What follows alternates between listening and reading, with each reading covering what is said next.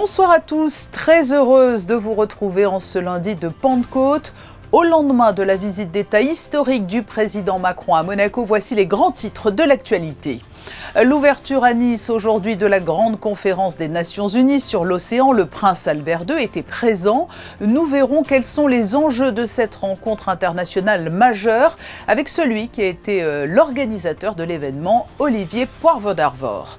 La principauté qui a constitué une rampe de lancement à ce rendez-vous avec 2 journées d'échange et de réflexion au Blue Economy and Finance Forum. Mathieu Ferragut, le directeur général de CFM Indosuez Wealth Management, nous expliquera comment l'économie bleue peut contribuer tout à la fois au développement des zones côtières et à la préservation des mers et océans. Monaco a repris l'avantage face à l'Asvel dans les playoffs du championnat de Betclic Elite. Les basketteurs monégasques ne sont plus qu'à un match de la finale et mènent 2-1. Nous évoquerons enfin le lancement du Monaco United FC qui ambitionne de préparer le football de demain à Monaco, qu'il s'agisse du football masculin ou féminin. Toutes les explications dans ce journal. Mais tout de suite, ouvrons un large chapitre consacré à la conférence des Nations Unies sur l'océan, un grand rendez-vous international qui a été préparé de longue date et qui s'est ouvert ce matin à Nice, en présence du prince Albert II.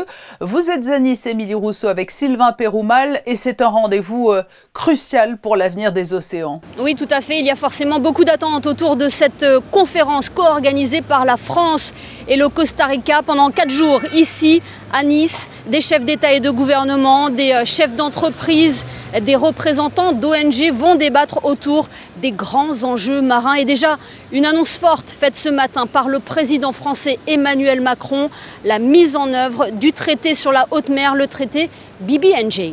Après New York en 2017 et Lisbonne en 2022, la 3e conférence des Nations Unies sur l'océan marque une étape majeure dans l'agenda international de la gouvernance de cette zone qui représente 71% de la surface du globe.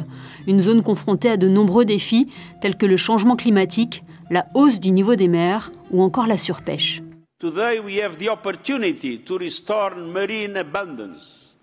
What was lost in a generation can return in a generation. The ocean of our ancestors, teeming with life and diversity, can be more than a legend. It can be our legacy, and I wish you a successful conference. Plus de 120 pays sont représentés à cette conférence. 50 chefs d'État et de gouvernement ont répondu à l'appel de l'ONU et 100 000 personnes sont attendues jusqu'au 13 juin à Nice. Son Altesse Sérénissime le prince Albert II, fervent défenseur de l'environnement, avait fait le déplacement, alors que Monaco a clôturé dimanche le Blue Economy and Finance Forum sur une note optimiste. Le prince souverain s'est exprimé à la tribune ce lundi lors du débat général de l'UNOC.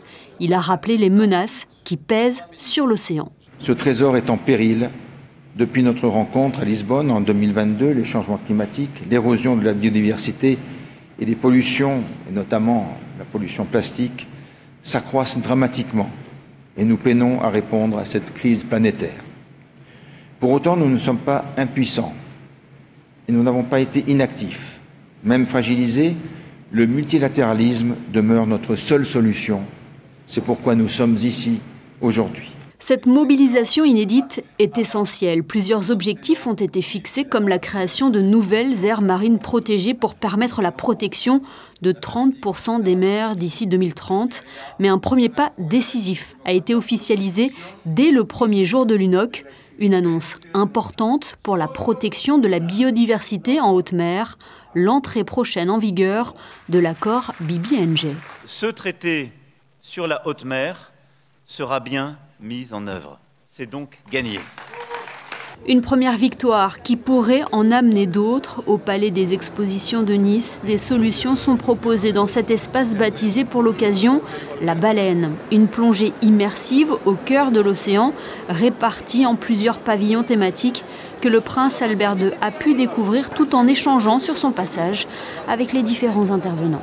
Je lui ai fait un peu un update de cette expédition puisque la première escale de Plastic Odyssey, ça a été Monaco, où il a pu venir à bord du bateau. Et donc là, en ce moment, le navire est dans l'océan Indien, où il s'apprête à faire escale en octobre sur Aldabra, qui est aussi une île de l'UNESCO que le souverain a pu visiter il y a quelques années. Et donc je vais parler aussi de l'importance de ces sites qui sont très préservés d'un point de vue biodiversité, mais qui sont remplis de plastique. Et notre mission, ça va aller d'aller sur ces sites, d'aller les étudier, d'aller essayer d'enlever ce plastique-là. Et donc c'est important de pouvoir avoir un soutien le plus grand possible dans cette mission. Lors de sa présence à Nice, le prince Albert II a également pris la parole lors du lancement de la table ronde des donateurs polaires, une plateforme qui rassemble des institutions philanthropiques de premier plan, partageant un engagement commun pour la protection des régions polaires. Et c'est Olivier Poivre d'Arvor qui a été chargé par le président de la République française d'organiser cette 3e conférence des Nations Unies sur l'océan. Il était tout au long du week-end au Blue Economy and Finance Forum à Monaco, qui a permis de lancer la partie des discussions sur le financement de la préservation des océans avec des intervenants de renom. Nous avons saisi l'occasion pour l'interroger sur les enjeux de l'UNOC qui se déroulent jusqu'au 13 juin à Nice. Donc, je vous propose de l'écouter. Il est interrogé par Christophe Paco. Bonsoir Monsieur l'Ambassadeur. Bonsoir. Quel plaisir de vous avoir avec nous sur Monaco Info, parce qu'il y a tellement de choses à faire dans le monde, on le sait. Est-ce qu'un forum comme celui-ci va permettre d'avancer un peu plus vite? Beaucoup plus vite. Beaucoup plus vite parce que quand vous avez dans la même salle pendant 2 jours les gens qui comptent, ceux qui peuvent décarboner le transport maritime, ceux qui peuvent financer le transport maritime, ceux qui peuvent évidemment aussi dans le domaine de la pêche, du tourisme, des câbles, des énergies renouvelables se lancer dans des projets, et que vous avez aussi des leaders politiques. Ouais. Donc cette conjonction entre ceux qui savent, ceux qui veulent faire du bon business durable et intelligent, et les choix politiques, c'est ça le succès, je pense, de cette conférence des Nations Unies sur l'océan. Il faut intéresser les financiers, là c'est le cas monégasque. Totalement. Quand on a construit l'architecture de ce grand sommet sur l'océan, on a pensé qu'évidemment il fallait un congrès scientifique qui a eu lieu à Nice là, ces dernières heures, 4 jours, et puis il fallait qu'à un moment sur l'économie bleue, autre chose que du blabla, et des annonces un peu vertueuses comme ça. Et donc là, je crois que les 5 milliards qui sont annoncés, en effet, d'engagement des banques, c'est de dollars, c'est déjà un premier test de l'efficacité de ces 2 jours. 5 milliards, c'est beaucoup et peu à la fois, vous le savez. Oui, mais c'est beaucoup, parce qu'il n'y avait rien avant. Ouais. Et donc, c'est beaucoup. Et surtout, vous avez des nouveaux acteurs financiers qui vont rentrer dans ce champ de l'économie bleue, qui est un champ avec des perspectives très profitables quand même. Hein. Oui. Donc, voilà.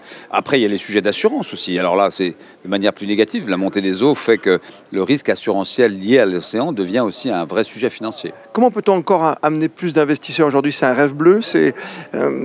Comment on peut le définir, ce rêve?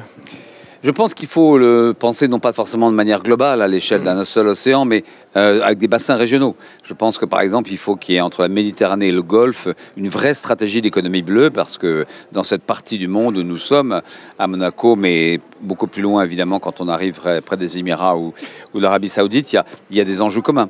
Donc je pense qu'il faut que régionalement, les bassins se construisent. C'est le cas de la Chine. Il faut vraiment qu'on réagisse. Aujourd'hui, la moitié des bénéfices de l'économie bleue, c'est la Chine. La Chine et l'Asie. Le reste, de manière très résiduelle, l'Europe et les États-Unis. L'Afrique, rien. Donc il faut vraiment qu'on prenne notre part de marché. Nous sommes aujourd'hui, nous les Européens, représentons 55% du transport maritime au monde. Donc on n'est pas des nains. Et il ne faut pas se laisser déborder par des grands ports chinois. Il faut qu'on ait des grands ports, on en manque. Les Marocains en ont créé à Tangemed, et il y a d'autres exemples comme ça dans les années à venir. Et le président français, le président Emmanuel Macron, vous fait toute confiance bien sûr, et il est complètement engagé dans ce dossier. Hein. Et je ne peux pas vous dire, c'est pour un ambassadeur et son envoyé spécial, c'est un bonheur permanent, mais il a une passion pour ce sujet, je pense, d'enfant peut-être, lié à ses lectures de Verne ou de Cousteau, ou sa découverte de Cousteau, mais il est habité par ça.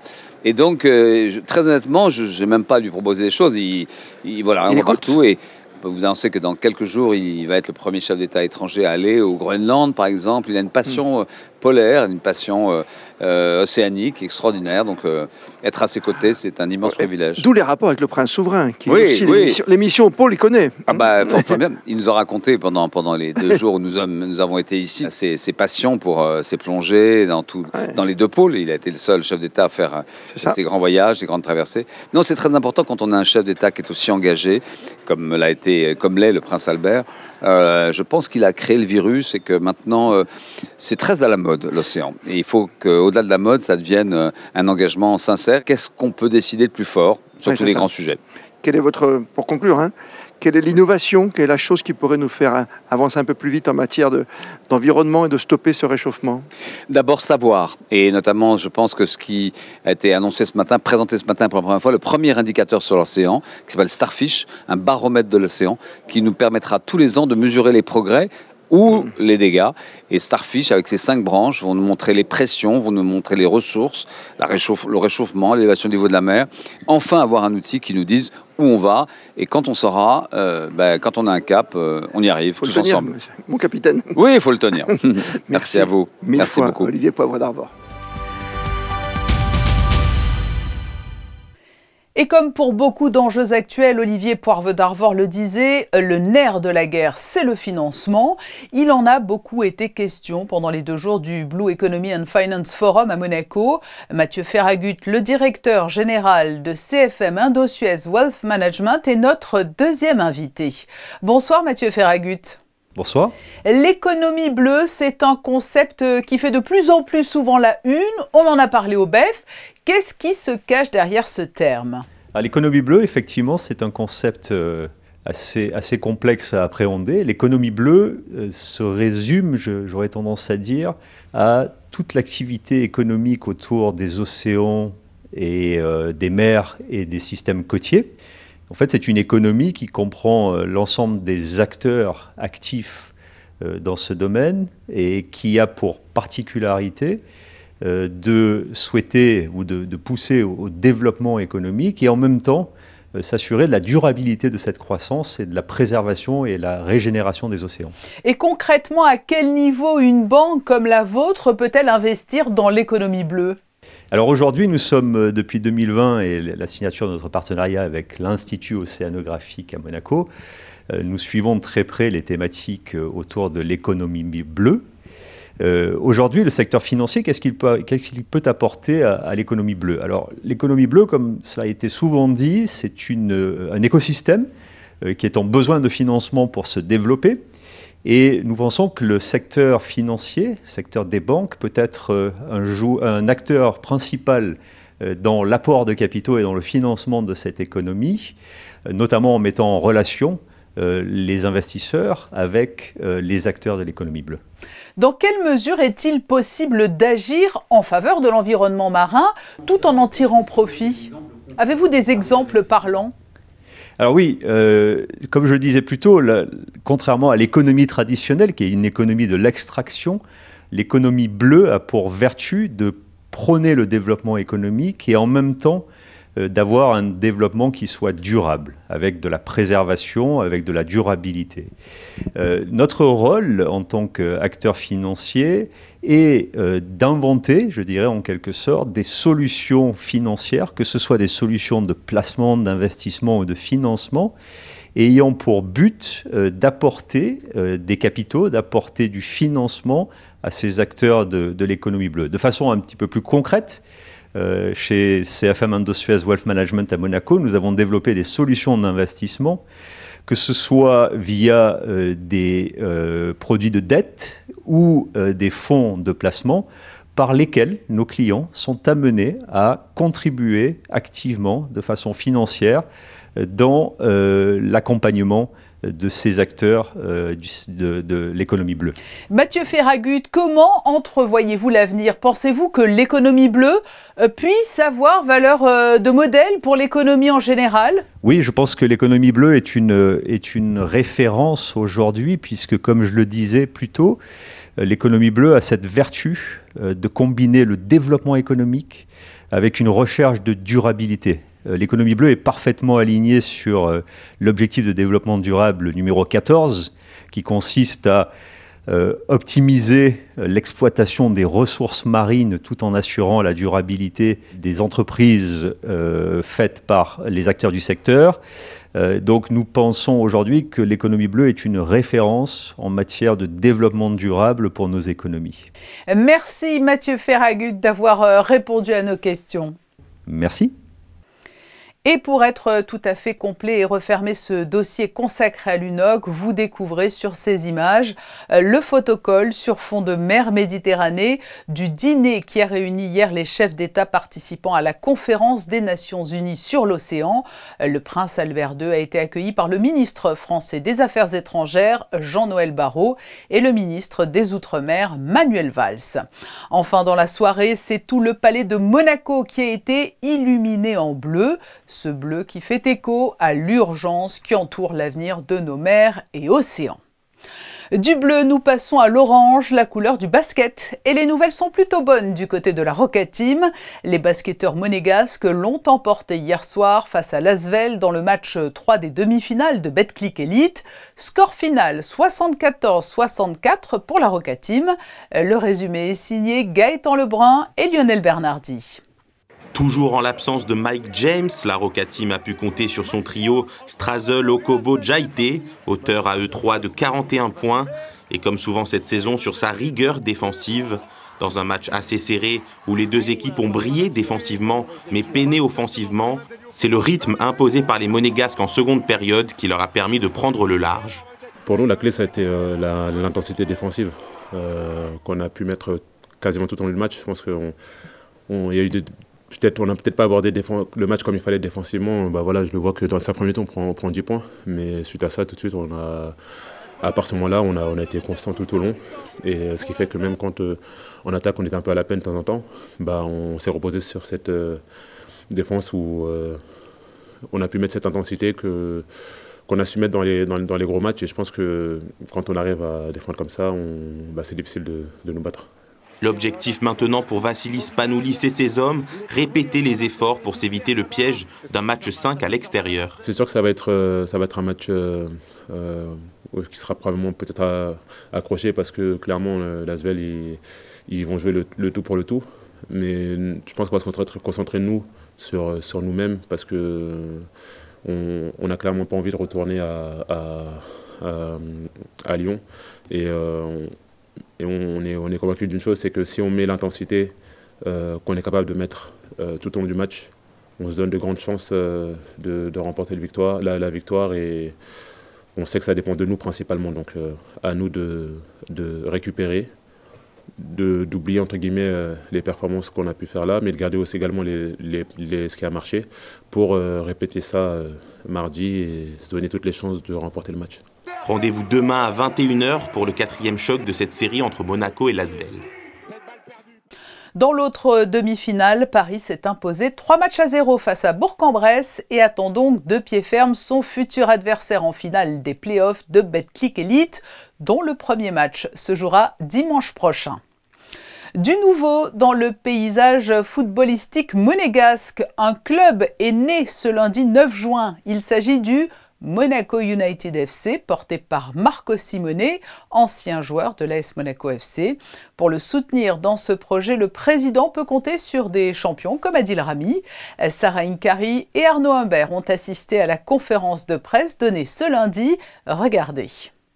Tout un symbole. Il y a 25 ans, dans ce même hôtel, le Méridien Beach Plaza, Marco Simone signait à l'AS Monaco FC, où il contribua à la conquête du titre de Ligue 1 lors de la saison 99-2000. Aujourd'hui, après avoir brillé avec l'AC Milan notamment et évolué en tant qu'entraîneur, il lance officiellement le Monaco United, un club qui place les femmes au cœur du jeu. Je me suis penché sur le football féminin, je suis entré dedans, je me suis passionné parce que j'ai retrouvé et je vois des valeurs que j'ai un peu du mal à retrouver dans le football masculin. L'idée c'est d'aller où? Jusqu'au plus haut niveau? Ligue 1, avec les Women Ligue 1 parce que l'idée c'est d'aller le plus vite possible vers le haut, et ça c'est sûr. Je suis convaincu que c'est faisable. En mettant dedans tous les ingrédients. Il y a beaucoup de choses à développer encore sur tout ce qui est image, voilà, tout ce qui est structuration et puis sur aussi l'état d'esprit à mettre. Je pense que voilà, il y a un projet de jeu qui va se mettre en place, une identité club qui va se faire connaître au fur et à mesure et le but c'est de progresser d'année en année. Monaco United est donc composé d'une équipe féminine, mais aussi d'une équipe masculine et d'une académie pour les 6-11 ans, dont l'ambassadeur est un certain Adil Rami, champion du monde 2018. Je suis content d'être là dans ce projet, c'est un honneur pour moi. Je suis impatient de voir ces jeunes joueurs, masculins, féminins, pour pouvoir transmettre. Et surtout, je suis aussi impatient de les voir progresser. Pour concrétiser ses ambitions, Marco Simone aura comme terrain de jeu le stade Didier Deschamps à Cap-d'Aille. Loin de lui l'idée de concurrencer la SMFC, l'objectif est avant tout de faire progresser le football féminin.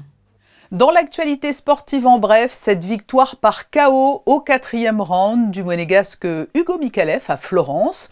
Il est venu à bout du bosniaque Marko Dmitrovic pour son 11e combat chez les professionnels et dans la catégorie des superlégers.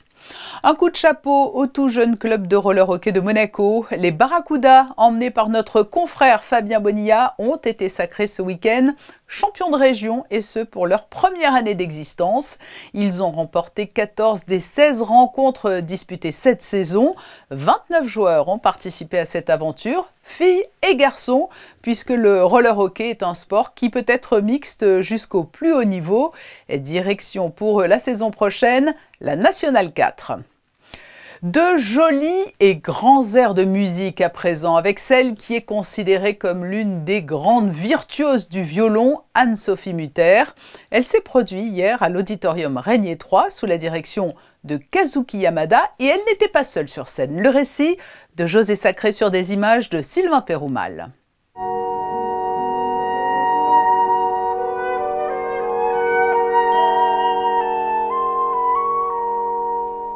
En ouverture du concert de l'Orchestre Philharmonique de Monte-Carlo dimanche 9 juin à l'Auditorium Régnier 3, I Hear the Water Dreaming pour flûte et orchestre de Toru Takemitsu, interprété par l'Orchestre Philharmonique de Monte-Carlo sous la direction de Kazuki Yamada, avec en soliste une jeune et brillante flûtiste récompensée dans de nombreux concours prestigieux qui est Ishii.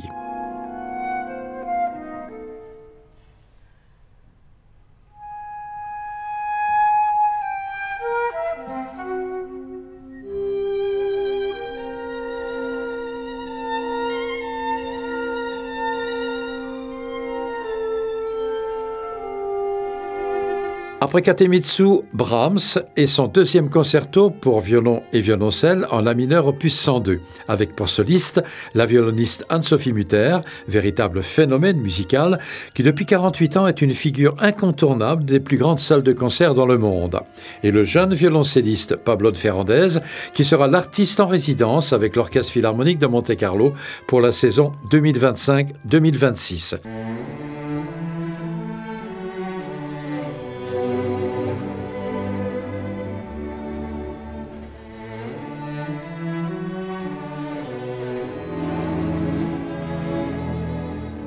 Pendant l'entracte, réaction de quelques mélomanes encore sous le charme. Les interprètes de Brahms, là, c'était fabuleux, unique, vraiment.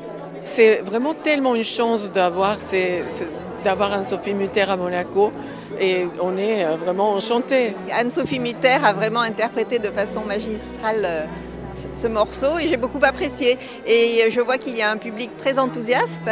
Un duo exceptionnel qu'on a eu là avec une superbe musique de Brahms. Un peu surpris par la musique japonaise, mais bon, merveilleuse flûtiste.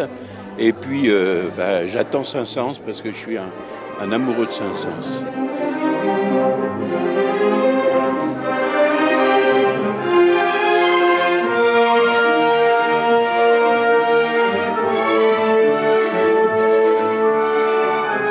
Prochain concert de l'Orchestre Philharmonique de Monte-Carlo dimanche 15 juin avec le célébrissime concerto pour piano numéro 2 de Shostakovich. Une idée de sortie demain soir dans le cadre du cycle Tout l'art du cinéma, la projection du film Tony Erdmann. Vincent Vatrican, le directeur de l'Institut audiovisuel, et Fabien Bonilla nous le présentent. Vincent Vatrican, bonsoir. Bonsoir Fabien. Tony Erdmann, c'est le titre du film qui sera projeté pour la dernière de la saison. Qu'est-ce que ce film ? C'est un film allemand qui aurait dû avoir la Palme d'Or en 2016. À ce point. Qui est reparti bredouille. alors même que toute la croisette le donnait favori.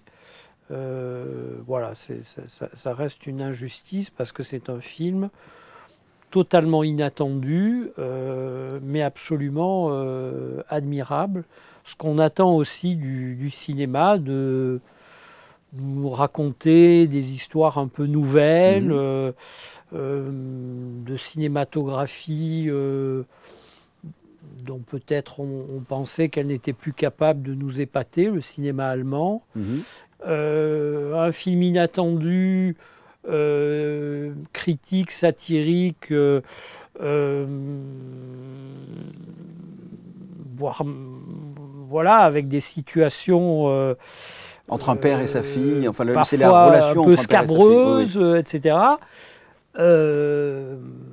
Moi, je vote pour. Alors, quelle est l'histoire en 2 mots, peut-être? L'histoire en 2 mots, celle d'une jeune femme,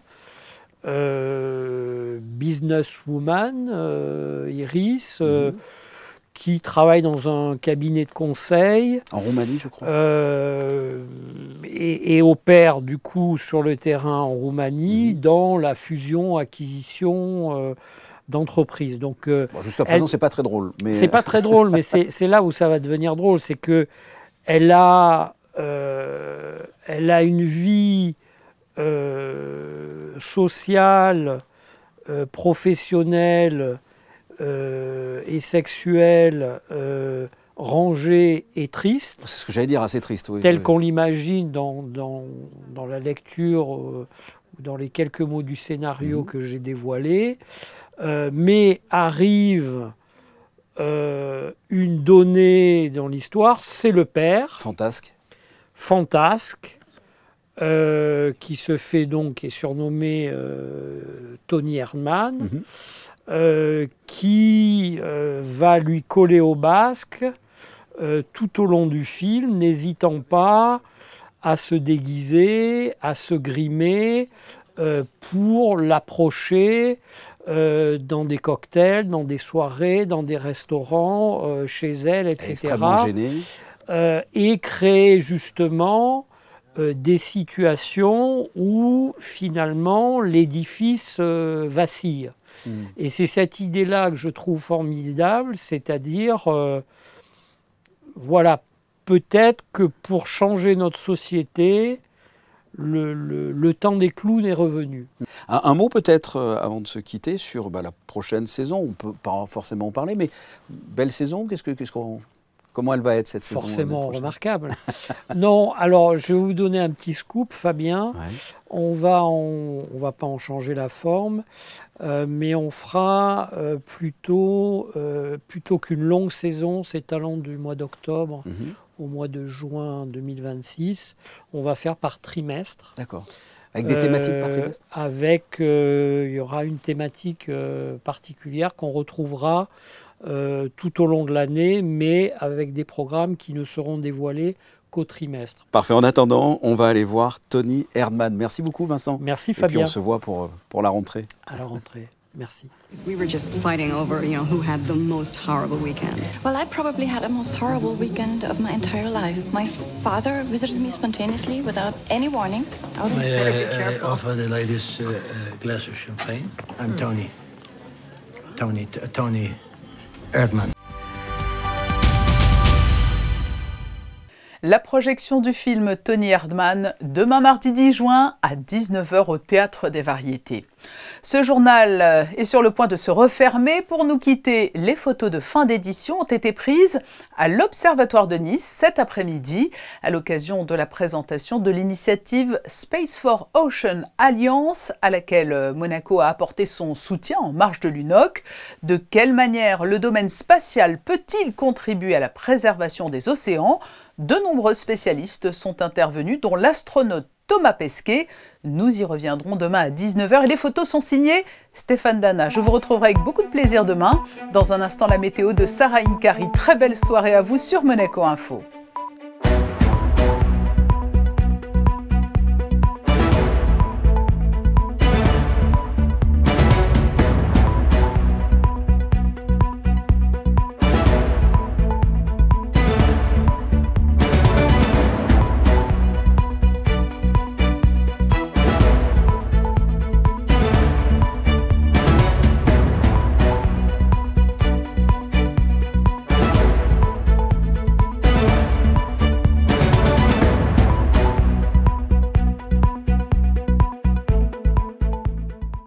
Retrouvez la météo avec Suisse Courtage, votre partenaire de confiance en assurance à Monaco. Protection sur mesure pour particuliers et professionnels. Bonsoir à tous, le soleil continuera de nous accompagner tout au long de la semaine. Demain, le ciel sera totalement dégagé, les températures grimperont encore de quelques degrés. La minimale avoisinera les 21 et la maximale 26. À l'ombre, je le rappelle, si vous prévoyez de vous prélasser au soleil, pensez à la protection. L'indice UV grimpera jusqu'à 8. Enfin, en ce mardi 10 juin, nous fêterons les Landry et célébrerons la journée mondiale du bien-être. Une raison supplémentaire pour se chouchouter. Belle soirée avec nous sur Monaco Info. C'était la météo avec Suisse Courtage, votre partenaire de confiance en assurance à Monaco. Protection sur mesure pour particuliers et professionnels.